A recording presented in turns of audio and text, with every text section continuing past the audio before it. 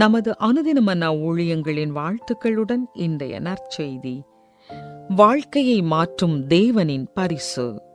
இன்றைய வேதாகம பகுதி சங்கீதம் 119 வசனங்கள் 9 முதல் 20 வரை.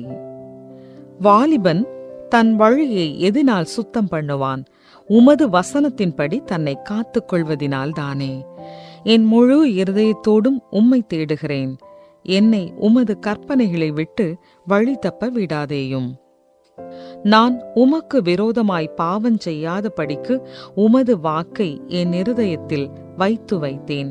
கர்த்தாவே, நீர் ஸ்தோத்தரிக்கப்பட்டவர். உம்முடைய பிரமாணங்களை எனக்கு போதியும். உம்முடைய வாக்கின் நியாய தீர்ப்புகளை எல்லாம் என் உதடுகளால் விவரித்திருக்கிறேன். திரளான செல்வத்தில் களி கூறுவது போல நான் உமது சாட்சிகளின் வழியில் களி கூறுகிறேன். உமது கட்டளைகளை தியானித்து உமது வழிகளை கண்ணோக்குகிறேன். உமது பிரமாணங்களில் மன மகிழ்ச்சியாயிருக்கிறேன். உமது வசனத்தை மறவேன். உமது அடியேனுக்கு அனுகூலமாயிரும். அப்பொழுது நான் பிழைத்து உமது வசனத்தை கைக்கொள்ளுவேன். உமது வேதத்தில் உள்ள அதிசயங்களை நான் பார்க்கும்படிக்கு என் கண்களை திறந்தருளும். பூமியிலே நான் பரதேசி. உமது கற்பனைகளை எனக்கு மறையாதேயும். உமது நியாயங்கள் மேல் என் ஆத்துமா எக்காலமும் வைத்திருக்கிற வாஞ்சையினால் தோய்ந்து போகிறது. குறிப்பு வசனம்: உமது பிரமாணங்களில் மனமகிழ்ச்சியாயிருக்கிறேன். உமது வசனத்தை மறவேன். சங்கீதம் 119:16. நானும் எனது கணவரும் எங்களது சபையின் இளைஞர் குழுவினரை பாராட்டி அவர்களுக்கு வேதாகமங்களை பரிசளித்தோம். உங்கள் வாழ்க்கையை மாற்ற கடவுள் இந்த விலைமதிப்பற்ற பரிசுகளை பயன்படுத்துவார் என்று நான் அவர்களுக்கு சொன்னேன். அன்றிரவு ஒரு சில மாணவர்கள் யோவானின் சுவிசேஷத்தை ஒன்றாக வாசிக்க தீர்மானித்தனர். எங்கள் வாராந்திர கூட்டங்களில் நாங்கள் அவர்களுக்கு கற்பித்துக் கொண்டே அவர்களை வீட்டில் வேதத்தை வாசிக்க தொடர்ந்து உற்சாகப்படுத்தினோம். 10 ஆண்டுகள் கழித்து எங்கள் மாணவர் ஒருவரை நான் சந்திக்க நேரிட்டது. அவர் என்னிடத்தில், நீங்கள் கொடுத்த பைபிளை நான் இன்னும் பயன்படுத்துகிறேன் என்று சொன்னார். அவர் அப்படி சொன்னதின் ஆதாரங்களை அவருடைய நம்பிக்கை நிரம்பிய வாழ்க்கையில் நான் கண்டேன். வேத வசனங்களை படிக்கவும் நினைவில் வைத்துக் கொள்ளவும் தேவன் தம் ஜனத்திற்கு அதிகாரம் கொடுக்கிறார்.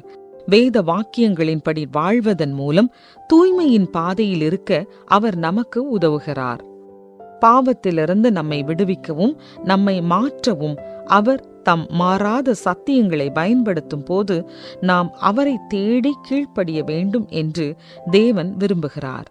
தேவனை அறிந்து கொள்ளவும் வேதாகமத்தில் அவர் என்ன சொல்கிறார் என்பதை புரிந்து கொள்ளவும் உதவும்படி தினமும் தேவனிடத்தில் விண்ணப்பிக்க பிரயாசப்படுவோம்.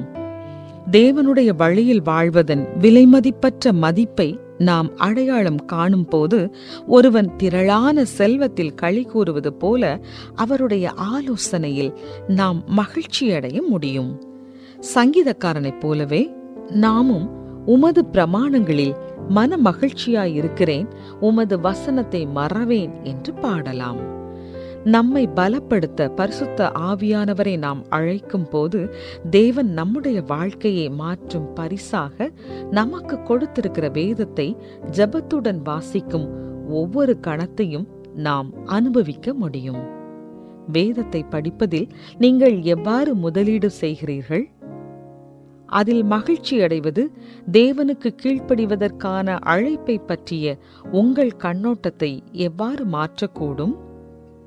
அன்பான தேவனே, என் வாழ்வில் உமது ஞானத்திற்கும் அதிகாரத்திற்கும் அடிபணிய எனக்கு அதிகாரம் அளித்து வேதத்தின் விலைமதிப்பற்ற வார்த்தைகளைக் கண்டு மகிழ்ச்சியடைய எனக்கு உதவி செய்யும். ஆமென்.